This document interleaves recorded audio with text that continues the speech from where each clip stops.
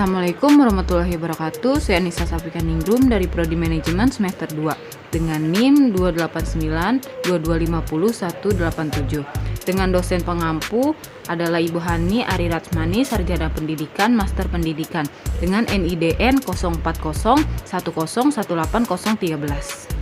Saya akan membahas mengenai satu, teknologi komunikasi informasi dalam new economy, kedua adalah kesiapan informasi ekonomi digital, ketiga adalah e-dagang di era globalisasi masa pandemi, keempat adalah analitika media sosial di era COVID-19, kelima adalah penambangan data dan intelijensia bisnis secara garis besar, keenam adalah pengelolaan data besar sosial di Indonesia, ketujuh adalah ekonomi media sosial di Indonesia.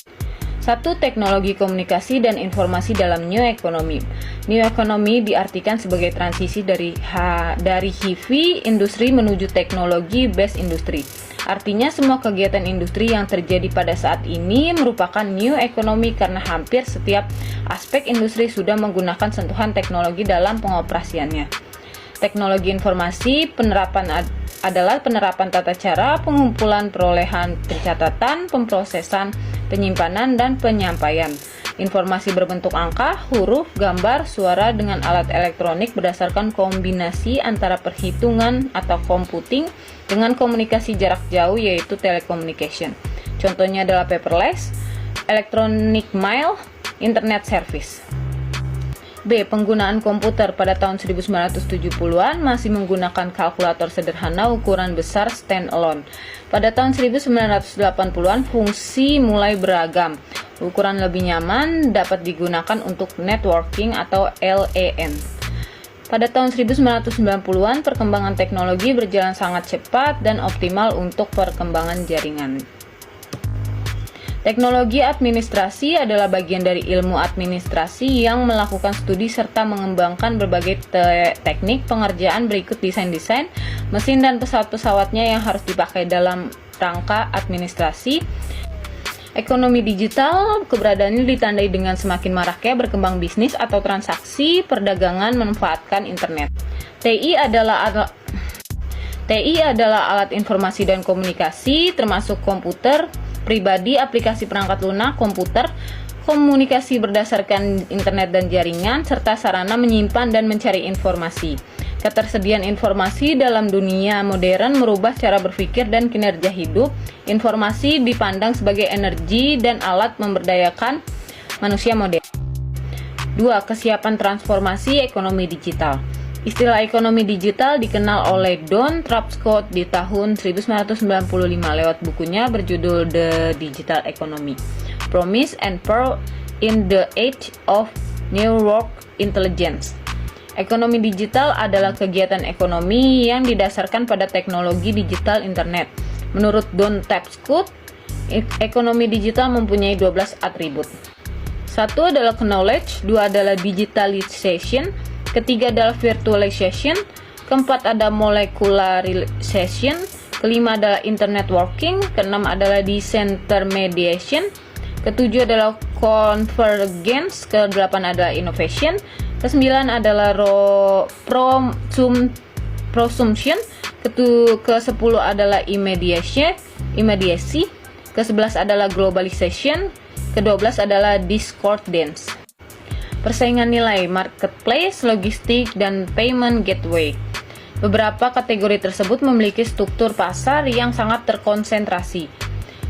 Kerahasiaan data, keamanan informasi adalah perlindungan informasi termasuk sistem dan perangkat yang digunakan menyimpan dan mengirim data. Masalah koordinasi. Koordinasi adalah salah satu fungsi manajemen yang tidak terpisah dari fungsi manajemen lainnya. Menurut James T. Thompson, ada 3 macam saling bergantungan di antara satuan-satuan organisasi, yaitu 1. Saling ketergantungan yang menyatu, 2. Saling ketergantungan yang berurutan, 3. Saling ketergantungan timbal balik.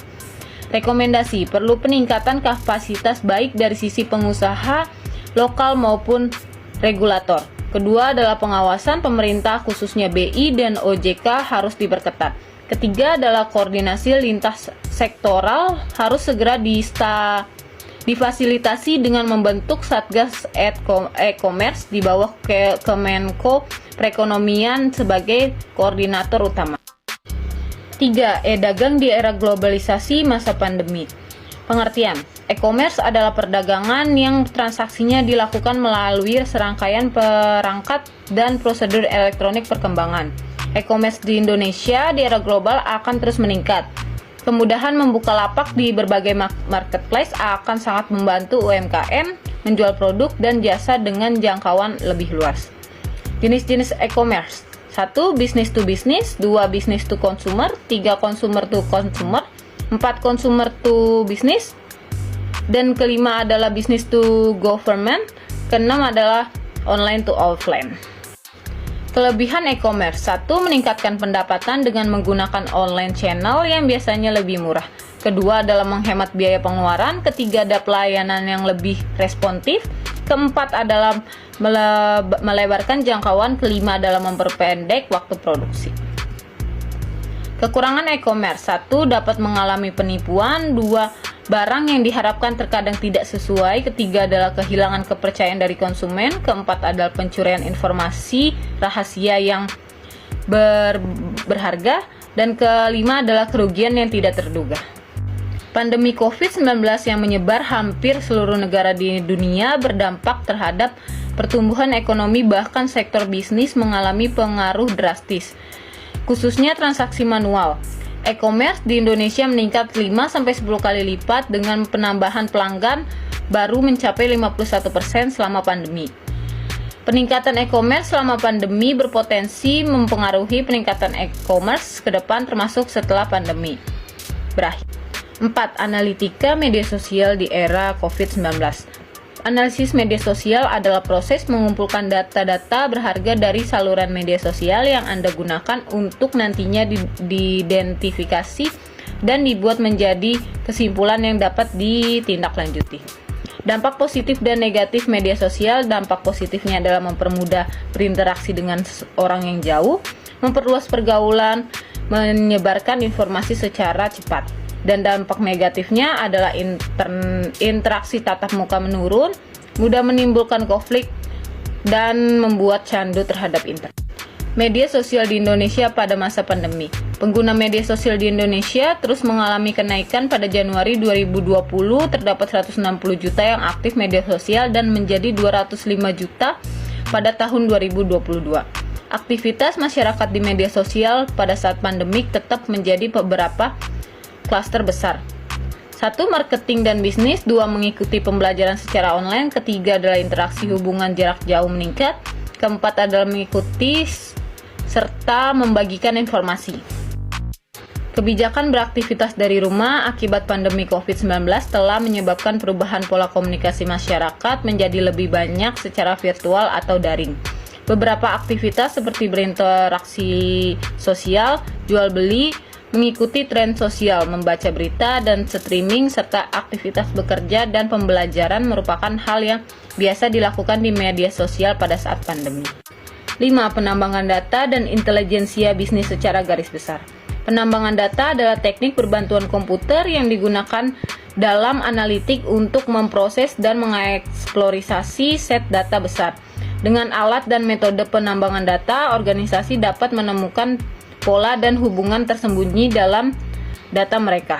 Intelijensi bisnis adalah sekumpulan teknik dan alat untuk mentransformasi dari data mentah menjadi informasi yang berguna dan bermakna untuk tujuan analisis bisnis. Metode penambangan data. Teknik data mining adalah metode yang dapat diterapkan pada berbagai bidang. Ada 7 klarifikasi data mining yang dibedakan berdasarkan cara kerjanya. 1 adalah tracking, 2 classification, ketiga adalah asosiasi, keempat adalah outer detection, kelima adalah clustering, keenam adalah regression, ketujuh adalah forecasting. Jenis intelijensia bisnis secara garis besar. 1.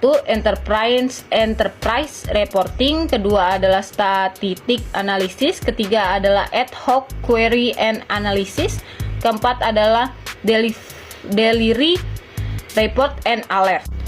Keuntungan dan kerugian intelijensia. Keuntungannya adalah membuat keputusan berbasis fakta dan meningkatkan penjualan. Kedua adalah mengurangi pemborosan dan mengidentifikasi peluang baru. Sedangkan kerugiannya adalah harga yang relatif mahal dan kurang aman. 6. Pengelolaan data besar sosial di Indonesia. Big data berarti terobosan baru yang berkaitan dengan mengolah, menyimpan, dan menganalisis data dalam berbagai format, di mana jumlah data yang diolah, disimpan, dan dianalisis sangatlah besar dan data yang bertambah dengan cepat. Manfaat Big Data. 1. Mampu menyuguhkan gambaran data yang lebih lengkap.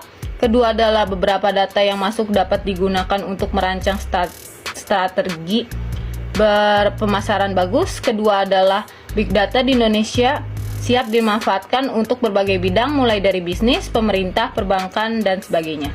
Pemanfaatan Big Data di Indonesia dalam bidang pembangunan masih kurang maksimal. Ini dikarenakan kurangnya para ilmuwan yang sanggup mengadopsi kecanggihan teknologi ini sehingga pemanfaatannya di bidang ini terlambat. 7. Ekonomi media sosial di Indonesia. Data Badan Pusat Statistik atau BPS pada triwulan 3 tahun 2020 menyatakan bahwa perekonomian Indonesia mengalami resesi dengan pertumbuhan sebesar min 3,49%. Hal ini mengartikan bahwa pandemi COVID-19 berdampak pada kondisi ekonomi di Indonesia. Dalam laporan World Economic Forum atau WEF menunjukkan bahwa nilai terendah Indonesia terletak pada indikator kemampuan inovasi sebesar 37,7, tepatnya di peringkat ke-74. Namun survei Kata Data Insight Center atau KIC menyatakan bahwa marketplace membantu pembisnis di masa pandemi. Berdasarkan hal tersebut, penelitian ini dilakukan untuk mengetahui hubungan media sosial terhadap informasi pengembangan bisnis dalam membantu perekonomian di masa pandemi COVID-19 yang diuji dengan analisis statistika deskriptif dan uji Wilcoxon. Manfaat media sosial di bidang ekonomi. 1. Menjadi iklan. 2. Menyediakan fasilitas transaksi keuangan online. Ketiga adalah menyediakan peluang kerja di bidang teknologi informasi. Keempat adalah meningkatkan peluang usaha secara global atau lintas negara. Kesimpulannya, TI adalah alat informasi dan komunikasi termasuk komputer pribadi, aplikasi perangkat lunak komputer, komunikasi berdasarkan internet dan jaringan, serta sarana untuk menyimpan dan mencari informasi. Kedua adalah layanan digital yang memperjuangkan kesetaraan dan inklusivitas untuk kelompok rentan termasuk anak-anak. Pemerintah telah melakukan serangkaian kegiatan yang disebut inklusi digital, yakni upaya mewujudkan kemudahan akses digital melalui jaringan dan layanan internet oleh seluruh kalangan. Ketiga adalah e-commerce selama pandemi mengalami peningkatan 5-10 kali lipat dengan penambahan pelanggan baru mencapai 51%. Keempat adalah akibat pandemi COVID-19 menyebabkan perubahan pada komunikasi masyarakat. Kelima adalah penambangan data adalah teknik perbantuan komputer yang digunakan dalam analitik untuk memproses dan mengeksplorasi set data besar. Keenam adalah pemanfaatan Big Data di Indonesia masih kurang karena kurangnya para ilmuwan yang sanggup mengadopsi kecanggihan teknologi. Ketujuh adalah media sosial mempunyai banyak manfaat dalam bidang bisnis, komunikasi, dan mencari informasi. Sekian presentasi dari saya, kurang lebihnya mohon maaf. Terima kasih. Wassalamualaikum warahmatullahi wabarakatuh.